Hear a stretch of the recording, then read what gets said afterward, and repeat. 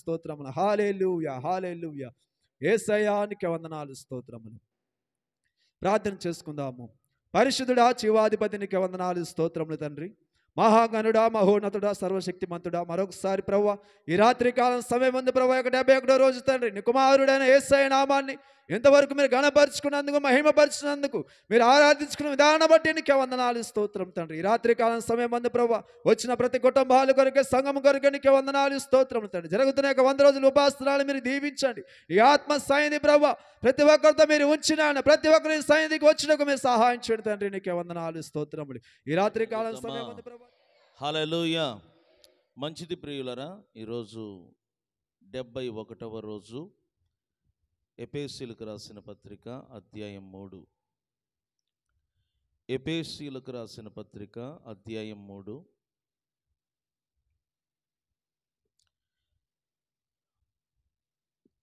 ఇక్కడ పౌలు ఎఫెసీలో ఉన్న సంఘస్థుల కొరకు ప్రార్థన చేయుచున్నాడు. ఆయన ఏమంటున్నాడంటే 18వ వాక్యం నుంచి,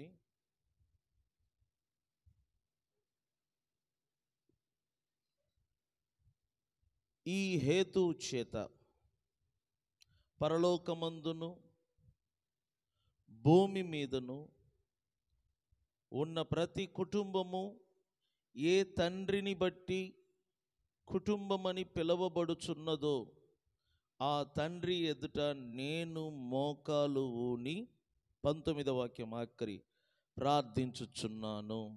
ఏమంటున్నాడు? నేను మోకాలు ఊని ఏం చేస్తున్నాడు? ప్రార్థించుచున్నాడు. ఎందుకోసమంట?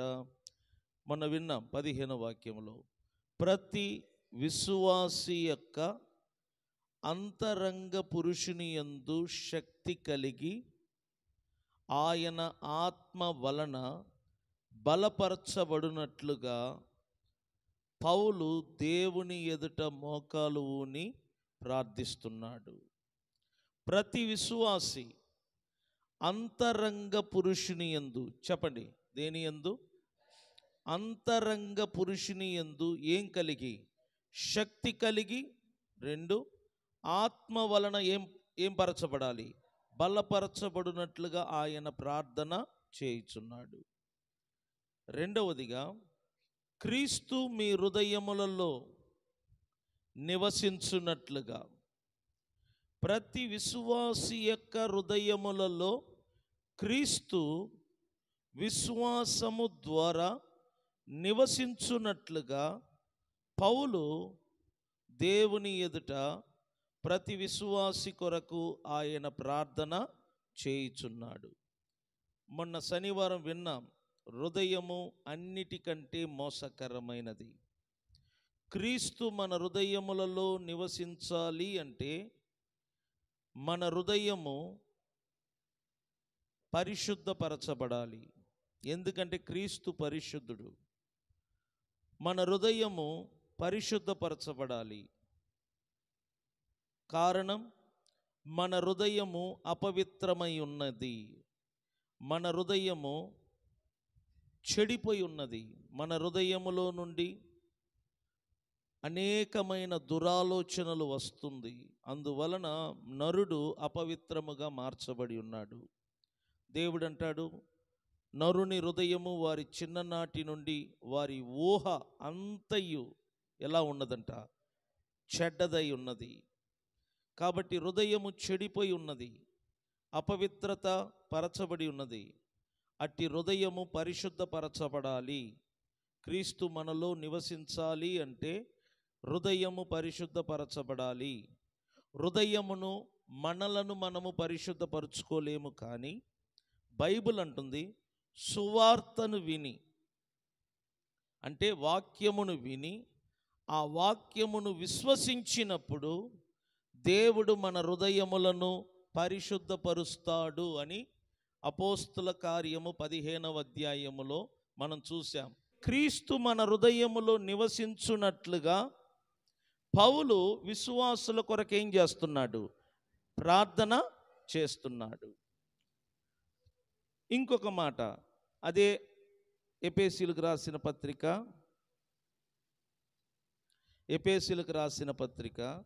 3వ అధ్యాయం చదువుతున్నాం కదా. ఫస్ట్ చూడండి, ఆయన ఎందుకు ప్రార్థన చేస్తున్నాడు. ప్రతి విశ్వాసి అంతరంగ పురుషుని యందు శక్తి కలుగునట్లుగా, దేవుని ఆత్మ వలన బలపరచబడినట్లుగా, రెండవదిగా క్రీస్తు ప్రతి విశ్వాసి హృదయములలో విశ్వాసము ద్వారా నివసించున్నట్లుగా వారి కొరకు ఆయన ప్రార్థన చేస్తున్నాడు. తర్వాత చూడు,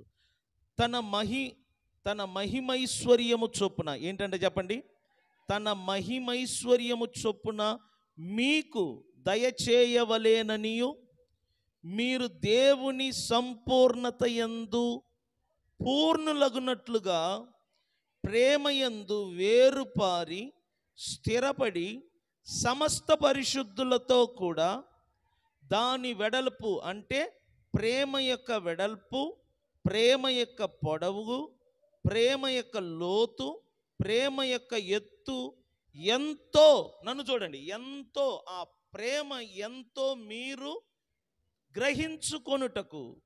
గ్రహించుకొనుటకును జ్ఞానమునకు మించిన క్రీస్తు ప్రేమ, చెప్పండి ఏంటంట, జ్ఞానమునకు మించిన క్రీస్తు ప్రేమను తెలిసికొనుటకును తగిన శక్తి గలవారు కావలేననియు మీ కొరకు నేను ప్రార్థన చేయుచున్నాను. స్తోత్రం చెప్తామా. మరలా చదువుతున్నాను. పౌలు ఎందుకోసం ప్రార్థిస్తున్నాడు. 1, మన అంతరంగ పురుషుని యందు శక్తి కలిగి దేవుని ఆత్మ వలన మనము బలపరచబడినట్లుగా. 2, క్రీస్తు మన హృదయములలో విశ్వాసము ద్వారా నివసించున్నట్లుగా, అలాగనే తన మహిమైశ్వర్యము చొప్పున మనకు దయచేయవలేననియు, మనము దేవుని సంపూర్ణత యందు పూర్ణులగునట్లుగాను ప్రేమయందు వేరుపారి స్థిరపడి సమస్త పరిశుద్ధులతో కూడా దాని వెడల్పు, పొడుగు, లోతు, ఎత్తు ఎంతో గ్రహించుకొనుటకును జ్ఞానమునకు మించిన, ఇక్కడ చూడండి ఏంటంటే చెప్పండి, క్రీస్తు ప్రేమ అంట మన జ్ఞానమునకు మించిన క్రీస్తు ప్రేమను తెలిసికొనుటకును తగిన శక్తి గలవారు కావలేననియు ప్రార్థించుచున్నాను. 20వ వాక్యం, ఇది ఇంపార్టెంట్.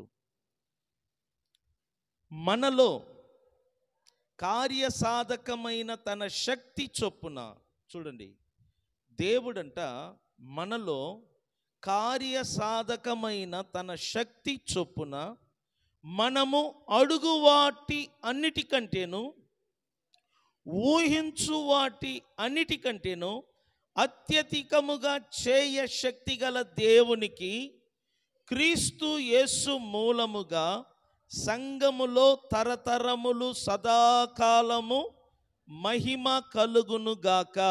ఆమేన్ చెప్దామా. ఈ మాట ఏంటంటే, దేవుడంట మనలో ఉండి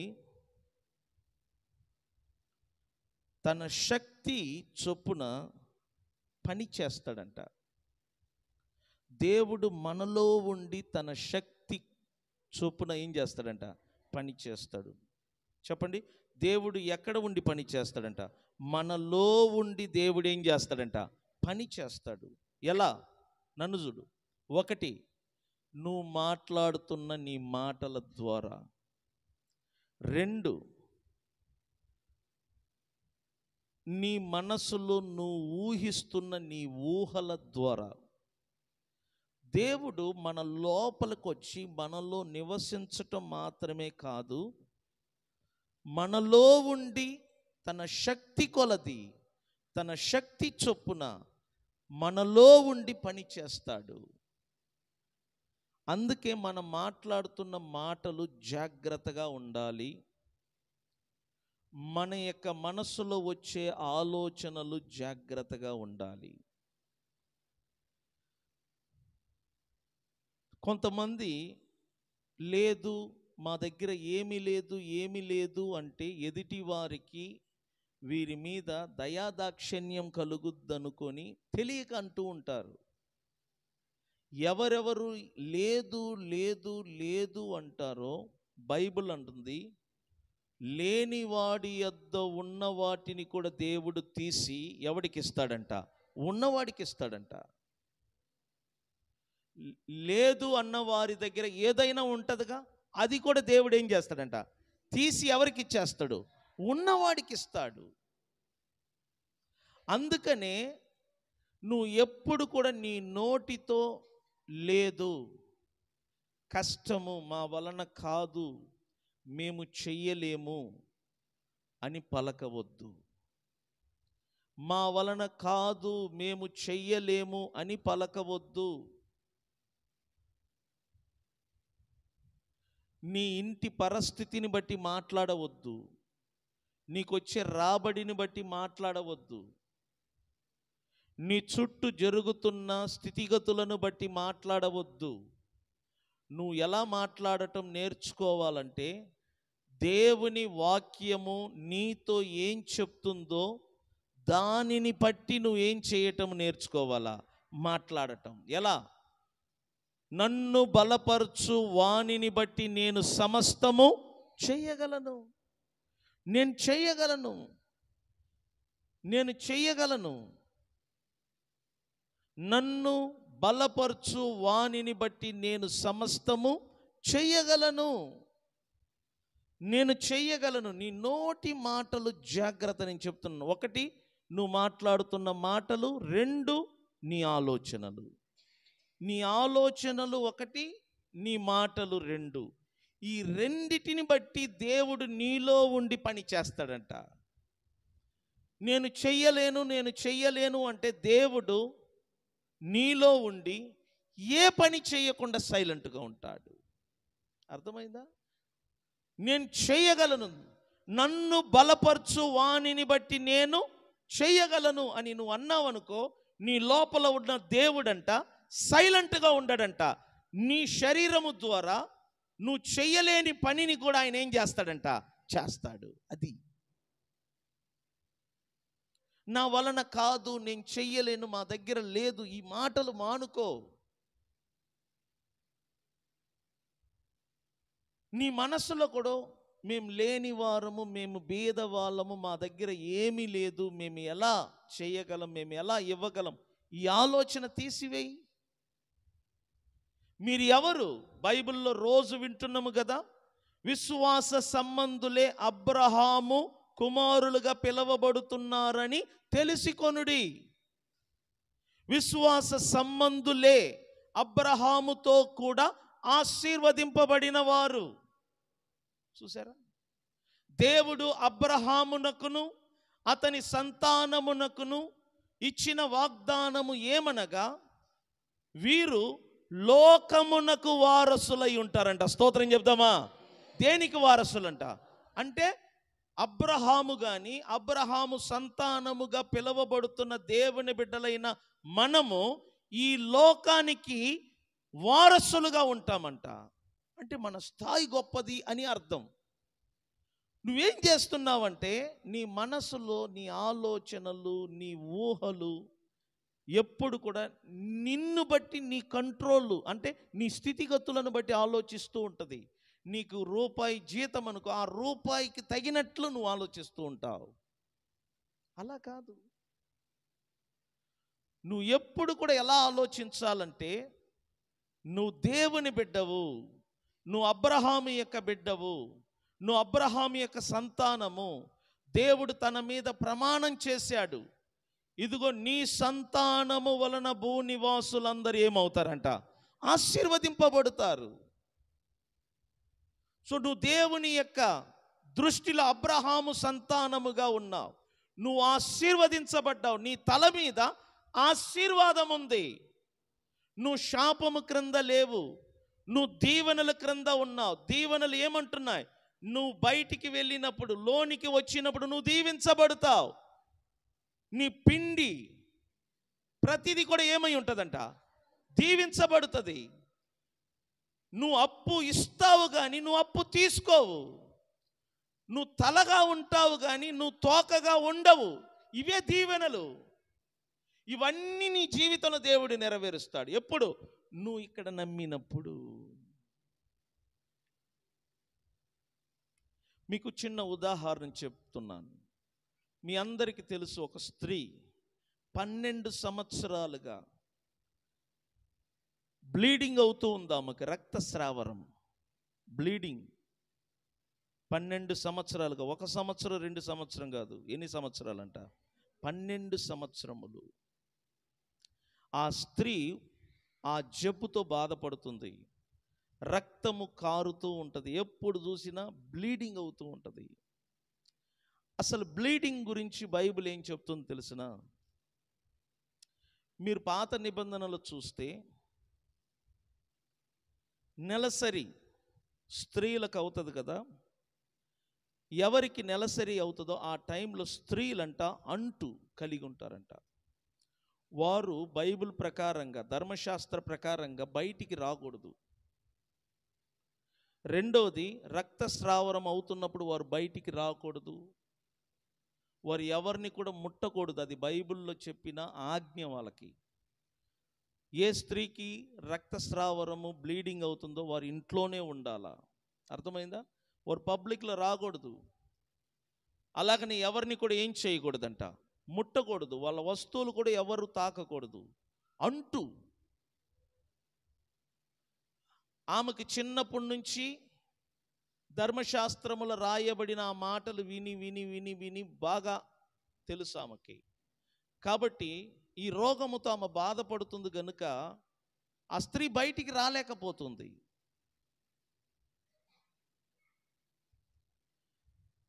ఆ స్త్రీ బయటికి రాలేకపోతుంది. ఎందుకంటే వాళ్ళ ధర్మశాస్త్రంలో చెప్పినట్లుగా బయటికి రాకూడదు, ఒంటరిగా ఉండాలి, ఎవరిని ముట్టకూడదు, పబ్లిక్లో రాకూడదు. ఒకవేళ ఆమె ఆ విధంగా పబ్లిక్లో వచ్చి ఆమెకు రక్తస్రావరం అనే రోగం ఉన్నది అన్న విషయం పబ్లిక్ తెలిసిందనుకోండి, ఊరుకోరు. నెలకు ఒకసారి అయితేనే స్త్రీలు బాధపడుతున్నారు, కానీ ఈమెకు ఈ రోగం ఎలా అవుతుందంట, తరచు కంటిన్యూగా బ్లీడింగ్ అవుతూ ఉంది. ఈ బాధను ఎవరికి చెప్పుకోలేకపోతుంది. కానీ బైబిల్ అంటుంది ఈమె చాలా ధనవంతురాలు, బాగా డబ్బున్న ఒక స్త్రీ. చేతిలో డబ్బు ఉంది కాబట్టి ఈమె ఏం చేస్తుందంటే ఆ రోగాన్ని బాగు చేసుకోవటానికి, స్వస్థత పొందటానికి తన దగ్గర ఉన్న డబ్బు మొత్తాన్ని ఖర్చు పెడుతుంది. ఎందుకు? వైద్యులకు. ఎవరికంటే చెప్పండి? వైద్యులకు. చదువుదాం ఒకసారి. 5వ అధ్యాయం మార్క్సు వార్త 25 నుంచి. 12 ఏళ్ల నుండి రక్తస్రావర రోగము కలిగిన ఒక స్త్రీ ఉండెను. ఆమె అనేక వైద్యుల చేత ఎన్నో తిప్పలు పడి తనకు కలిగినదంతయు వ్యయము చేసుకొని, ఏమంట చెప్పండి? తనకు కలిగిన ఐశ్వర్యమంతయు ఏం చేసిందట? వ్యయము చేసుకొని ఎంత మాత్రమును ప్రయోజనము లేక మరింత సంకటపడేను. చూసారా? ఈ రోగము నుండి ఆమె బాగుపడటానికి సొంత ప్రయత్నము చేస్తుంది, వైద్యులను సంప్రదిస్తుంది. ఎందుకంటే తన దగ్గర డబ్బులు చాలా ఉంది. ఉన్న డబ్బంతటా వైద్యుల కొరకు, వైద్యము కొరకు ఖర్చు పెడుతుంది. కానీ ఎంత ఖర్చు పెట్టినా, ఎంత ట్రీట్మెంట్ తీసుకున్నా బైబిల్ అంటుంది ఏ ప్రయోజనము లేదంట. ఏ ప్రయోజనము లేదు. అది మాత్రమే కాదు, ఉన్న జబ్బు కంటే ఇంకొక సమస్య ఆమెకు వచ్చింది. ఏంటంటే ఉన్న డబ్బంతా ఏమైపోయింది? ఖర్చు అయింది. అంతకుముందు జబ్బు ఉంది, ఆ జబ్బుతో పాటు డబ్బులు కూడా ఉంది. డబ్బు ఖర్చు అయింది కానీ జబ్బు బాగుపడలేదు. సొంత ప్రయత్నం అంటారు. స్వస్థత కొరకు సొంత ప్రయత్నం. ఇది ప్రయోజనము లేదు. 27వ వాక్యంలో, ఆ సమయములో చూడండి, ఆమె యేసును గూర్చి విని. బైబిల్ ఏమంటుంది చెప్పండి? ఎవరిని గూర్చి విన్నదంట? చెప్పండి, ఎవరిని గూర్చి? యేసును గూర్చి విన్నదంట. ఎప్పుడైనా చూడండి, డబ్బులు చేతిలో ఉన్నంత వరకు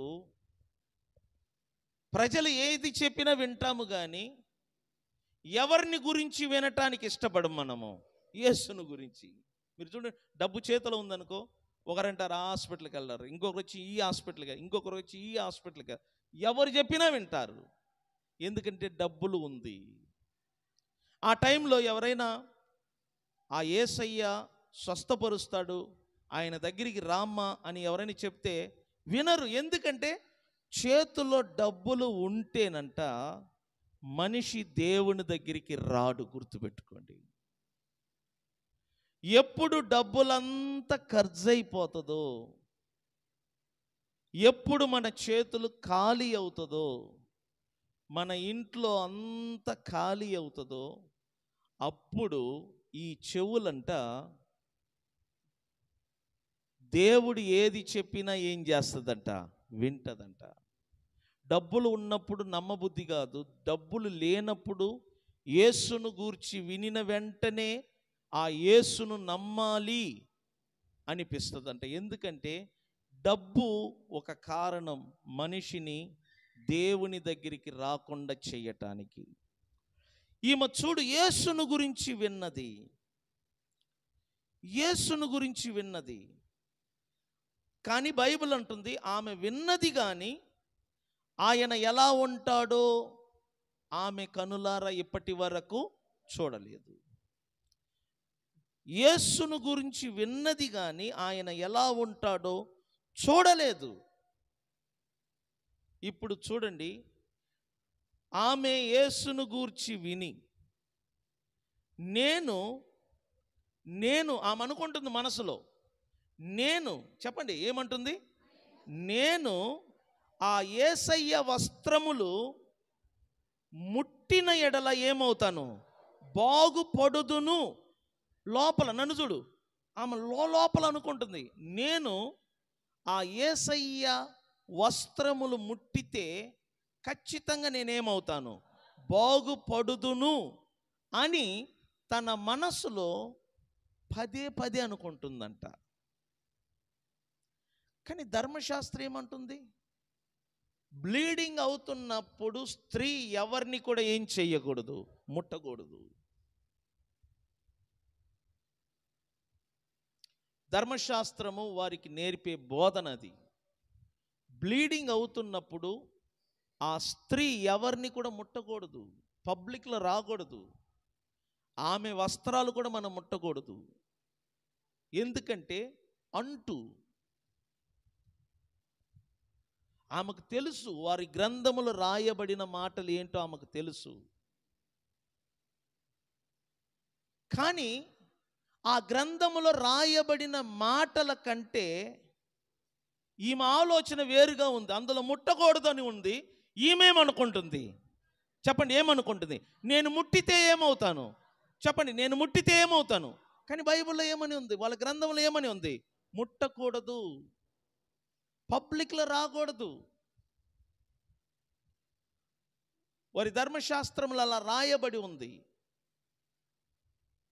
కానీ యేసును గురించి వినిన వెంటనే ధర్మశాస్త్రములో ఏమి రాయబడి ఉన్నదో వాటిని మర్చిపోయింది. అర్థమైందా? ధర్మశాస్త్రములో ఏమి రాయబడి ఉన్నదో వాటన్నిటినీ ఆమె ఏం చేసిందంట? మర్చిపోయింది.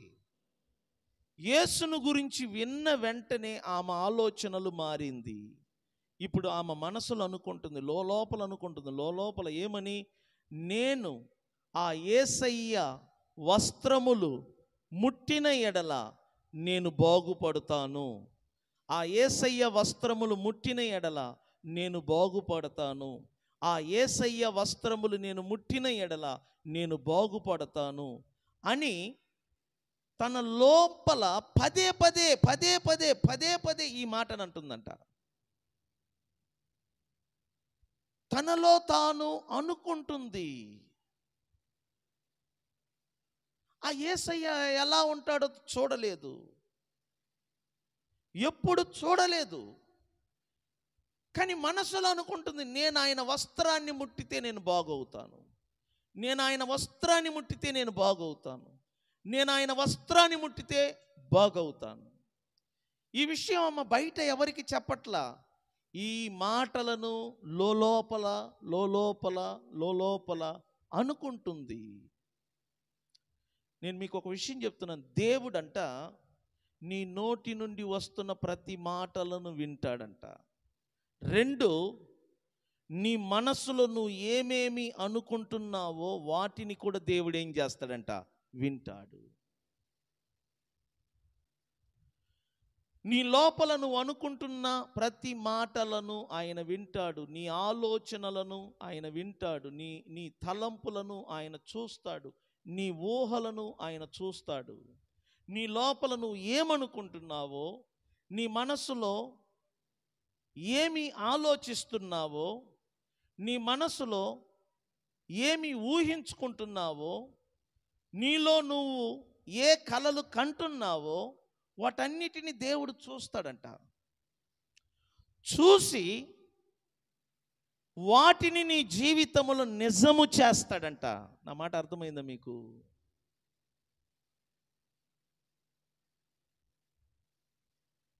నువ్వు ఏమనుకుంటున్నావో అదే నీకు నిజమయ్యేటట్లు దేవుడు చేస్తాడు.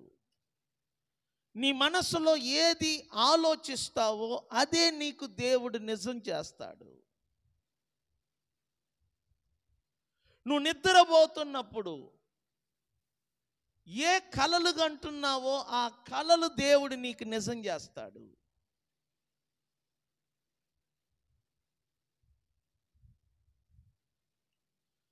డబ్బుతో స్వస్థత పొందలేని ఈ స్త్రీ దేనితో చెప్పండి? డబ్బుతోనూ వైద్యులతోనూ స్వస్థత పొందలేకపోయింది. తన సొంత ప్రయత్నముతో స్వస్థత పొందలేకపోయింది. 12 సంవత్సరాలు, 1 సంవత్సరం 2 సంవత్సరాలు కాదు, 12 సంవత్సరాలుగా స్వస్థత పొందలేకపోయింది సొంత ప్రయత్నముతో. డబ్బు ఖర్చు పెట్టింది వైద్యులకు, కానీ ప్రయోజనమే లేదు. ఇప్పుడు యేసును గురించి ఎప్పుడు విన్నదో ఆమె చేసే ప్రయత్నాలన్నిటినీ ఆపివేసింది. చూసారా? ఆమె చేసే ప్రయత్నాలన్నిటిని ఏం చేసిందంట? ఆపివేసి, నన్ను చూడండి, ఇప్పుడు తన లోపల ఇలా అనుకుంటుంది, నేను ఆయన వస్త్రములు ముట్టితే బాగుపడతాను, నేను ఆయన వస్త్రములు ముట్టితే బాగుపడతాను. నడుచుకుంటూ ఇంట్లో తిరుగుతూ లోపల అనుకుంటుంది. దీనిని ఏమంటారు తెలిసిన? ధ్యానము అంటారు. ఒక పదాన్ని, ఒక విషయాన్ని పదే పదే ఆలోచించటం, మాట్లాడటం, దాన్ని ఏమంటారంట? ధ్యానము. చూడు, సొంత ప్రయత్నము వలన బాగుపడలేదు. ఖర్చు పెట్టి వైద్యులకు ఎంత ఖర్చు పెట్టిందో దాని వలన బాగుపడలేదు. ఇప్పుడు తాను చేసిన ప్రయత్నాలన్నిటినీ ఆపివేసింది. వైద్యులను సంప్రదించటం ఆపివేసింది. ఎప్పుడు యేసయ్యను గురించి విన్నదో వైద్యుల దగ్గరికి వెళ్ళటం ఆపివేసింది. సొంత ప్రయత్నాలన్నీ ఆపివేసింది. కేవలము యేసయ్యను గూర్చి మాత్రము లోపల ఏం చేస్తుంది? ఆలోచిస్తుంది. నేను ఆయన వస్త్రములు ముట్టితే ఏమవుదును? బాగుపడుదును అని అనుకున్నది. ఇలా అనుకుంటూ అనుకుంటూ అనుకుంటూ అనుకుంటూ కాలం గడుస్తుంది, రోజులు గడుస్తుంది. సడన్గా ఊర్లో ఒక వార్త వినబడ్డది. ఏంటంటే, యేసు ఈమె ఉంటున్న ఆ గ్రామానికి వస్తున్నాడంట. స్తోత్రం చెప్దామా? ఈమె ఆశ్చర్యపోయింది. ఇదేంట్రా, నేను ఆయన వస్త్రం ముట్టితే బాగుపడతానని నా లోపల నేను అనుకుంటున్నాను. ఆయన ఎలా ఉంటాడో నాకు తెలియదు, ఎక్కడ ఉంటాడో నాకు తెలియదు. ఒకవేళ ఎక్కడైనా ఆయన ఉంటే నేను వెళ్ళి ఏం చేస్తాను? ఆయన వస్త్రాన్ని ఏం చేస్తాను? ముట్టుతాను, నేను బాగుపడతాను గ్యారంటీగా. కానీ ఎక్కడ ఉంటాడో తెలియదు, ఎలా ఉంటాడో తెలియదు. కానీ మనసులో మాత్రం ఊహించుకుంటుంది, ఆలోచిస్తుంది, లోపల మాట్లాడుతుంది. అప్పుడు వినబడుతుంది, యేసు ఈ స్త్రీ ఏ గ్రామములో ఉందో ఆ గ్రామానికి వస్తున్నాడు. ఆయన వస్తున్నాడన్న వార్త వినగానే ఉత్సాహం పెరిగింది. ఎందుకంటే ఆమె లోపల ఒక ఆలోచన ఉంది. ఆమె లోపల పదే పదే ఒకే మాటను చెప్పుకుంటుంది. ఏంటంటే, నేను ఆయన వస్త్రములను ముట్టిన ఎడల ఏమగుదును, బాగుపడుదును. నేను ఆయన వస్త్రములను ముట్టిన ఎడల నేను బాగుపడుదును అని అనుకుంటుంది లోపల. ఇంగ్లీష్ బైబిల్ అయితే క్లియర్గా ఉంది. ఇంగ్లీష్ బైబిల్ ఏముందంటే, తనలో తాను పదే పదే పలుకుతూ ఉందంట ఆ మాటను. తనలో తాను పదే పదే పలుకుతూ ఉన్నదంట ఆ మాటను. ఇప్పుడు చూడండి, ప్రభు అనేక మంది జన సమూహముతో కలిసి ఆ గ్రామానికి వచ్చాడు. యేసు వచ్చాడన్న వార్త వినబడింది. పరిగెత్తాలనుకున్నది. వెంటనే ధర్మశాస్త్రం గుర్తుకొస్తుంది. ఎందుకంటే బ్లీడింగ్ అవుతుంది, ఆమెకి రక్తస్రావరము అవుతూ ఉన్నది. ఈ పరిస్థితిలో నేను బయటికి వెళితే జనానికి తెలిసిందనుకోండి, నన్ను రాళ్లతో కొట్టి చంపుతారు. ధర్మశాస్త్రమును మీరి బయటికి వెళ్ళటానికి భయపడుతుంది.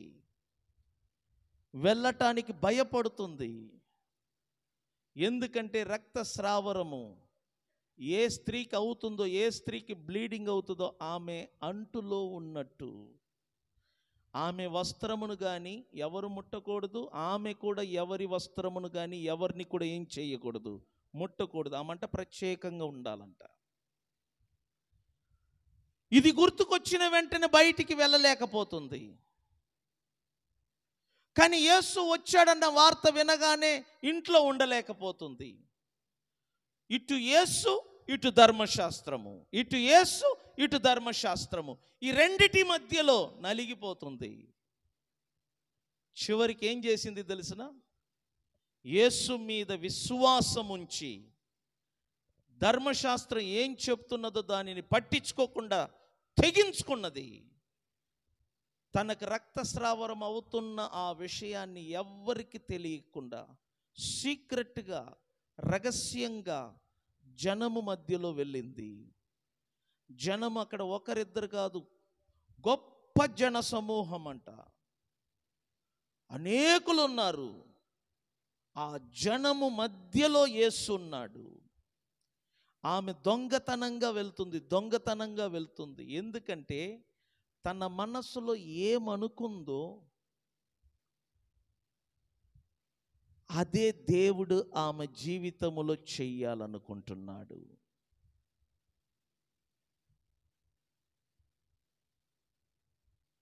ఆమె ధర్మశాస్త్రం ఇలా అంటుంది, అలా అంటుందని ఆలోచించుకుంటూ కూర్చొని ఉంటే జరిగేది కాదు.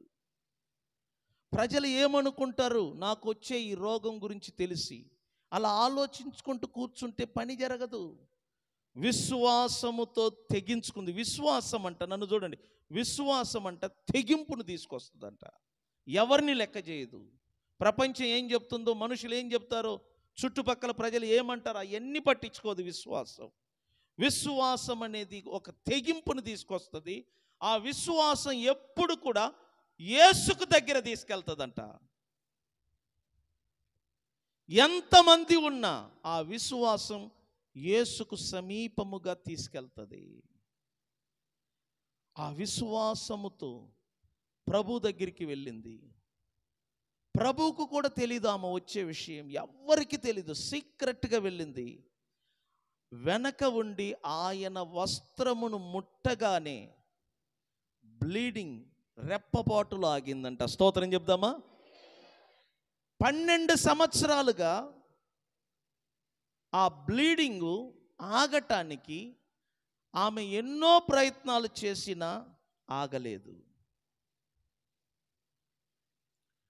తన దగ్గర ఉన్న డబ్బు మొత్తాన్ని వైద్యము కొరకు ఖర్చు పెట్టింది, సుమారు 12 సంవత్సరాలు.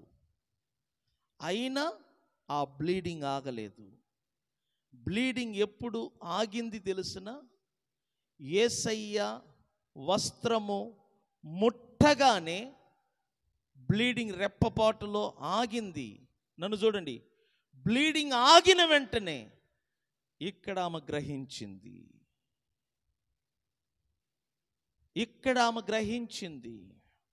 నాకు స్వస్థత కలిగినది, నేను బాగుపడ్డాను అని ఇక్కడ గ్రహించింది. వాస్తవానికి యేసు దగ్గరికి వచ్చి ఆయన వస్త్రం ముట్టినప్పుడు కాదు, యేసు ఆ ఊరికి రాకముందే, ఆమె యేసు దగ్గరికి రాకముందే, యేసయ్య వస్త్రం ముట్టకముందే తనలో తాను ఇలా అనుకుంటుంది, ఊహించుకుంటుంది. ఏమని? నేను ఆయన వస్త్రములను ముట్టిన ఎడల ఏమగుదును. అంటే ముట్టకముందే ఏమనుకుంటుందంట? బాగుపడతాను. యేసు దగ్గరికి రాకముందే, యేసయ్య వస్త్రం ముట్టకముందే రిజల్ట్ ఇక్కడ చూసిందామా. పిల్లలు పరీక్ష రాస్తారు, పలానా డేట్ రిజల్ట్ అంటారు, పలానా టయానికి రిజల్ట్ అంటారు. ఆ రిజల్ట్ చూసిన తర్వాత నేను పాస్ అయ్యాను నమ్ముతారు, రిజల్ట్ చూసిన తర్వాత. కానీ ఈ స్త్రీ అలా కాదు, యేసు రాకముందే నేను బాగుపడతాను అని ఇక్కడ చూస్తుంది.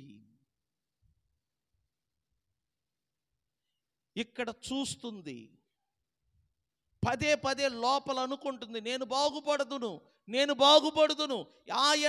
ఆయన వస్త్రములు ముట్టిన వెంటనే నేను బాగుపడతాను. యేసయ్య వస్త్రములు ముట్టిన వెంటనే నేను బాగుపడతాను. ఎందుకంటే యేసును గురించి విన్నది, ఆయన చేసిన అద్భుతాలు, ఆశ్చర్యకార్యాలు ఎవరో ద్వారా విన్నది.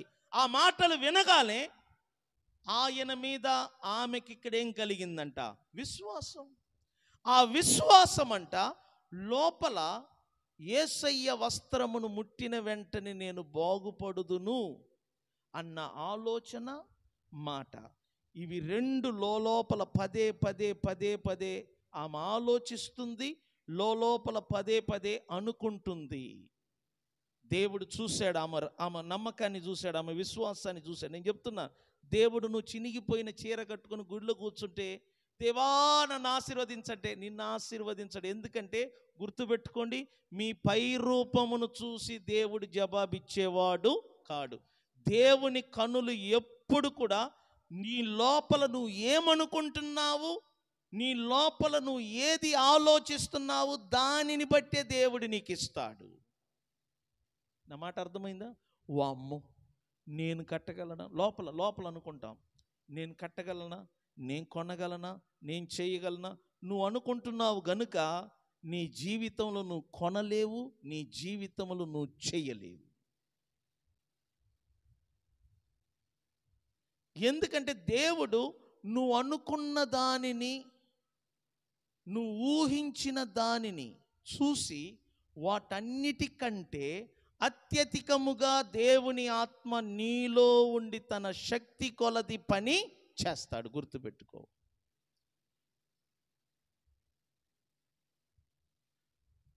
మనము ఎదగలేకపోవటానికి మెయిన్ కారణం ఏంటంటే ఇక్కడ ఆలోచనలు, ఇక్కడ అనుకుంటున్న మాటలు. అదే ఈమె చూడండి, ఆయన వస్త్రం ముట్టగానే బాగుపడ్డది. వెంటనే రహస్యంగా వెనక తిరిగింది. ఈమె వెనక తిరిగి పోవాలనుకుంటే యేసు ఆమె వైపు తిరిగాడు. తిరిగిన వెంటనే ఏమన్నాడు తెలుసిన? నన్ను ఎవరో ముట్టారు.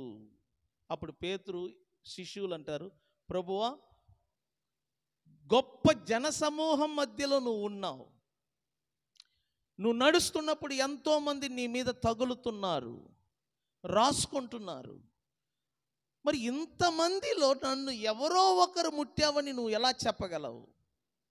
అందుకు ఆయన ఏమన్నాడంటే, ఇంతమంది నన్ను ముట్టినా, ఇంతమంది నన్ను తాకినా, ఎవరో నన్ను ముట్టారు, ఆమె ముట్టినప్పుడు మాత్రమే నాలో నుండి ఏం బయటికి వచ్చిందంట? ఇంతమంది ముట్టినప్పుడు వారికి వెళ్ళలేదు నాలో నుండి, ఆమెలో మాత్రం వెళ్ళిందంటే దాని అర్థం ఏంటంటే యేసులో ఉన్న ప్రతి స్వస్థపరచు శక్తిని ఆమె హృదయములో ఉన్న ఆ విశ్వాసము లాగేస్తుంది. జలగ రక్తమును లాగినట్లుగా మన లోపల ఉన్న విశ్వాసం అంట దేవునిలో ఉన్న ఆశీర్వాదము, దేవునిలో ఉన్న స్వస్థత, దేవునిలో ఉన్న జీవము, దేవునిలో ఉన్న ప్రతిది కూడా మన లోపల ఉన్న విశ్వాసం అంట లాగేస్తుందంట.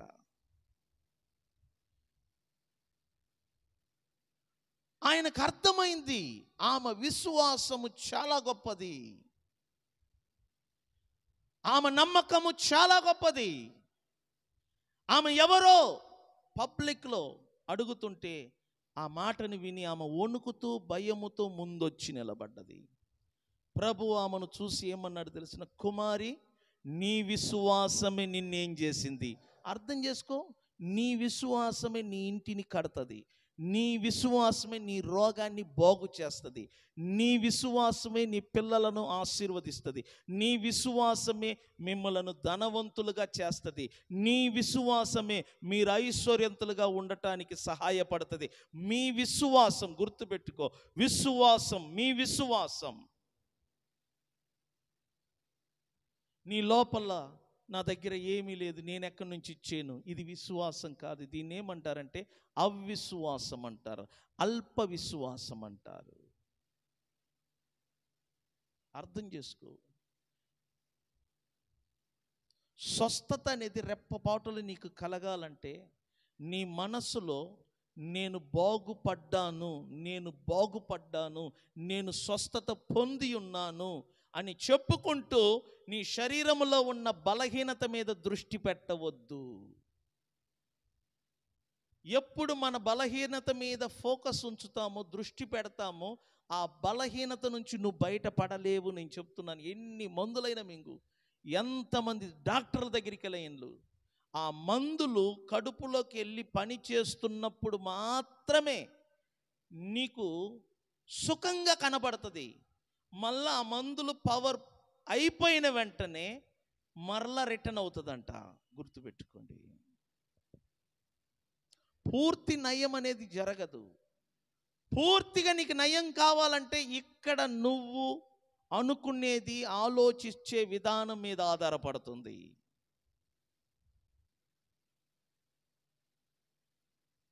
నువ్వు ఆలోచించు, నేను అబ్రహాము కుమారుడను, నేను అబ్రహాము కుమార్తెను, నా తండ్రి ధనవంతుడు, నా తండ్రి ధనవంతుడు, నా తండ్రి ధనవంతుడు, ఆయన ఆశీర్వాదము నా తల మీద ఉన్నది, ఆ ఆశీర్వాదము నాకు ఐశ్వర్యం ఇస్తుంది, నేను చెయ్యగలను, నేను కొనగలను, నేను కట్టగలను, నేను ఇవ్వగలను. అలా మాట్లాడాలా. మనం ఎప్పుడైనా మన జీతాన్ని, మన కూలీని చూసి లెక్కేసుకొని ఆ కూలీని బట్టి, ఆ జీతాన్ని బట్టి వామ్మో అయ్యో నువ్వు ఎదగలేవు.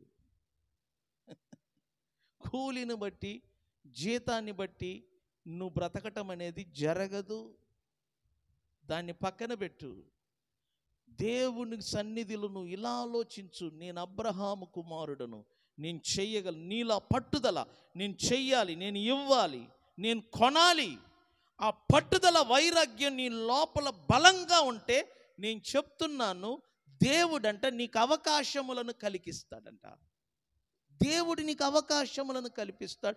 రెండవదిగా నీకు సహాయపడే మనుషులను తీసుకొని వస్తాడు. నేను చెప్తున్నాను, నువ్వు కాదు, నీకు సహాయపడే, నువ్వు మనసులో అనుకున్నది, నువ్వు మనసులో ఊహించిన వాటిని దేవుడు నీకు నిజం చెయ్యటానికి ఎవరో ఒకరిని దేవుడు తీసుకొస్తాడు.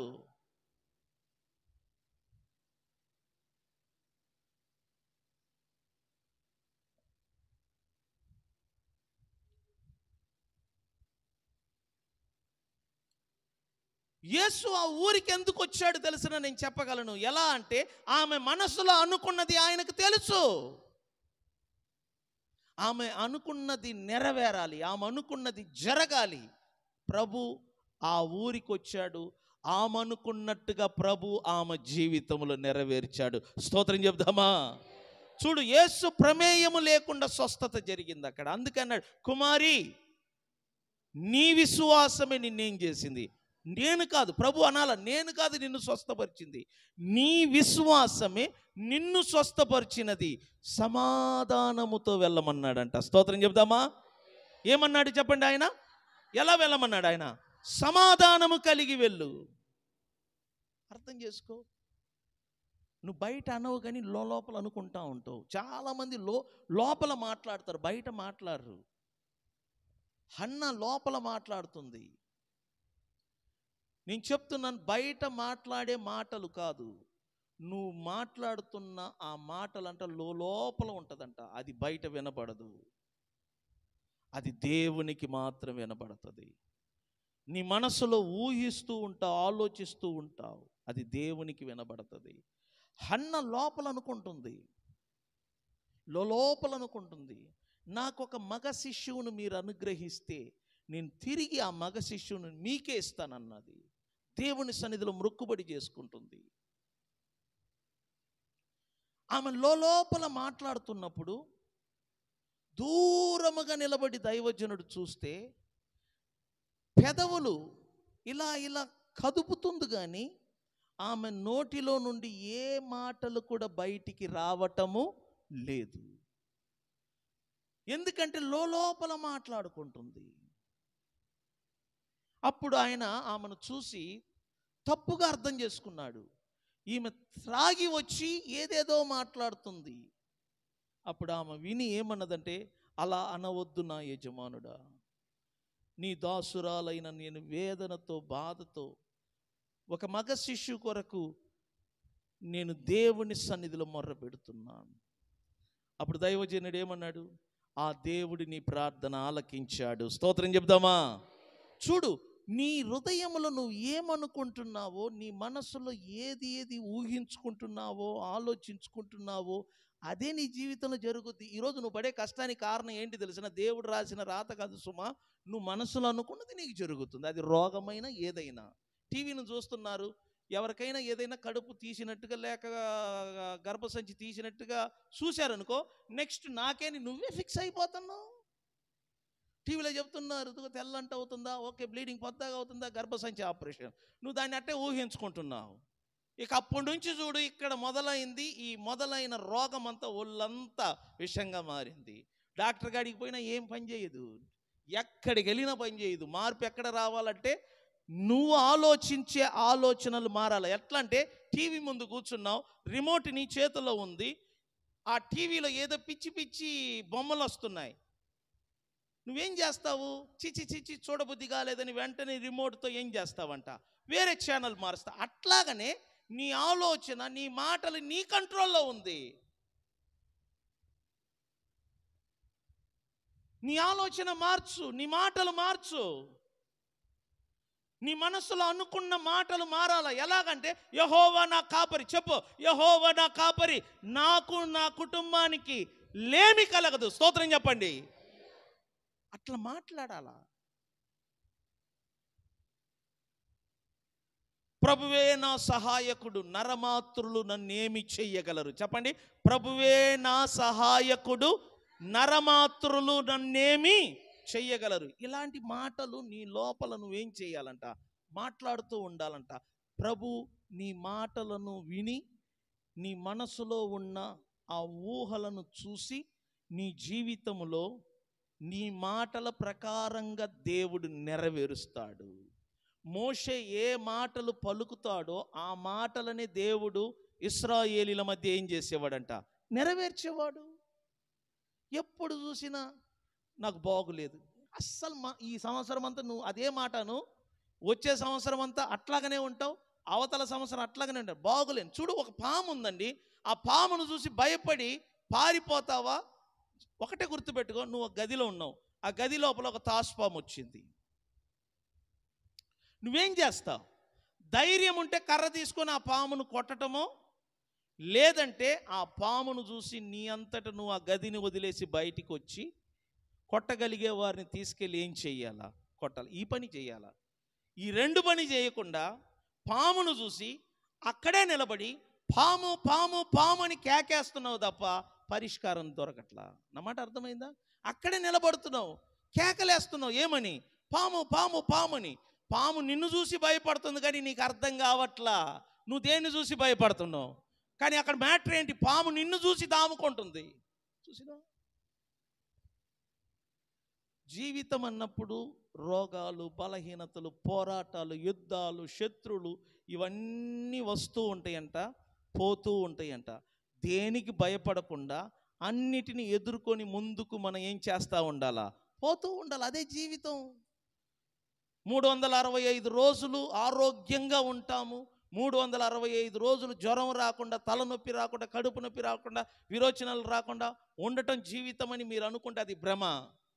అలా ఉండదు. అన్నీ వస్తాయి, అన్నీ వస్తాయి. నొప్పి వస్తుంది, బాధ వస్తుంది, వేదన వస్తుంది. అన్నిటినీ మనం ఏం చేయాలంట? ధైర్యముతో తట్టుకొని నమ్మకముతో విశ్వాసముతో ముందడుగు వెయ్యాల. మనం భయపడితే మాత్రం ఒక్క అడుగు కూడా మనం ఏం చెయ్యలేము, ముందుకు వెయ్యలేము. మన వలన కాదు. చూడు, భయపడే వాళ్ళు ఈ ప్రపంచంలో ఒక పుల్లను కూడా తీసివేయలేరు, ఒక వస్తువును కొనలేరు. ధైర్యము కావాలి, ధైర్యము కావాలి. చూడు, నువ్వు ఒక ధైర్యంతో ముందడికేస్తున్నప్పుడు నిన్ను చూసి ఎగతాళి చేస్తారు, నిన్ను చూసి హేళన చేస్తారు. ఒక ధైర్యంతో ఒక వాహనం కొన్నావు, ఒక ధైర్యంతో ఇల్లు కట్టుకుంటున్నావు, నిన్ను చూసిన వాళ్ళందరూ కూడా ఎగతాళి చేస్తారు. ప్రపంచం ఎప్పుడు కూడా ఎగతాళి చేస్తానే ఉంటుంది. యేసు ప్రభువునే ప్రజలు ఏం చేశారంట? అది సహజమే. వాళ్ళు ఎగతాళి చేస్తూ ఉంటారు, నువ్వు వారిని పట్టించుకోకూడదు. ముందుకెళ్ళు. నీ పని పూర్తయిన తర్వాత ఎగతాళి చేసిన వాళ్ళందరూ నీ ముందు నిలబడి సలిట్ కొడతారు. చూడు, దేవుడు మన ఊహలను బట్టి, మనం అడుగుతున్న వాటిని బట్టి లోపల ఉండి ఏం చేస్తాడంట? పని చేస్తాడు. నేను అది చెప్తున్నా, మీ ఆలోచనలు మారాలా. 2, మీరు మాట్లాడే మాటలు మారాల. చెప్పండి, ఏది మారాలంటే చెప్పండి? మన ఆలోచనలు. రెండోది ఏంటంటే చెప్పండి? మీకు తెలుసా, మీ ఆలోచనలు, మీరు నిద్రపోతున్నప్పుడు లోపల ఇదొక ప్రపంచమే ఉంటుంది. పండుకొని ఆలోచిస్తూ ఉంటారు. వాళ్ళ ఆలోచన, దేవుడు మనకి ఇచ్చిన వరం ఆలోచించటం. ఏం ఆలోచిస్తారో వాళ్ళకు కూడా తెలియదు. పక్కన పండుకున్న వ్యక్తికి కూడా తెలియదు నా ఆలోచన ఏంటో.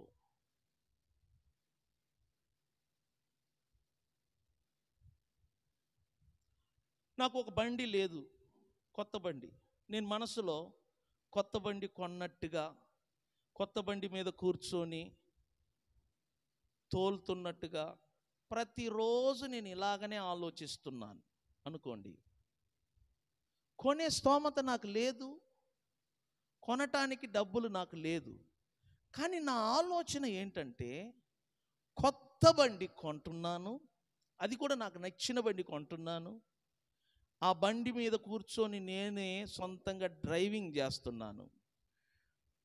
ప్రతిరోజు పండుకున్నప్పుడల్లా నా తల కింద ఇలా చేయి పెట్టుకొని ఆ బండి కొన్నట్టుగా, తోలుతున్నట్టుగా, ఇక్కడి నుంచి విసనపేటకి వెళ్తున్నట్టుగా, న్యూజివీడ్కి వెళ్తున్నట్టుగా, విజయవాడకి వెళ్తున్నట్టుగా ఇక్కడ ఊహించుకుంటున్నాను. కళ్ళు తెరిచి చూస్తే రూము దరిద్రం కనబడుతుంది, అన్ని మన చుట్టూ ఉన్నాయే కనబడతాయి. మరలా ఏం చేస్తాను? కళ్ళు మూసుకుంటున్నాను, మరలా చూసుకుంటూ ఉన్నాను. నేను నిజం చెప్తున్నాను, ఒక రోజు వస్తుందంట, ఆ రోజు నేను ఇక్కడ చూసిన అదే బండి, అదే కలరు, సొంతంగా నేను కొనటమో లేకపోతే ఎవరైనా నాకు కొని ఇవ్వటమో జరుగుద్ది. నేను ఇక్కడ చూసినట్లుగా నేను విసనపేట, న్యూజివీడ్, విజయవాడ బండిలో ఎలా తిరుగుతున్నానో ఇక్కడ నిజ జీవితంలో ఒకరోజు ఏం చేస్తానంట? అలాగనే తిరుగుతానంట. ఎందుకు చెప్తున్నానంటే ఈ మాటలను, దేవుడు నీ మనసులో ఉన్న మీ ఆలోచనలు, మీ ఊహలను చూస్తున్నాడు. నీ హృదయములో ఉన్న ఆ మాటలను వింటున్నాడు. నీ హృదయములో ఉన్న ఆ మాటలను, నీ మనసులో ఉన్న ఊహలను దేవుడంట నీ జీవితములో నిజము చెయ్యటానికి ఆ పరిశుద్ధాత్మ దేవుడు నీలో ఉండి తన శక్తి కొలది నీలో ఉండి ఏం చేస్తాడంట? పని చేస్తాడు. ప్రభువా, ఈ రాత్రి వినిన ఈ మాటలు మా జీవితంలో పని చెయ్యను గాక.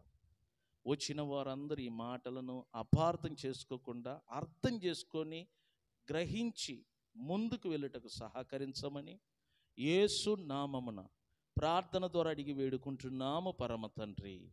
ఆమేన్. యేసు రక్తమే చేయం, సిలువ రక్తమే చేయం.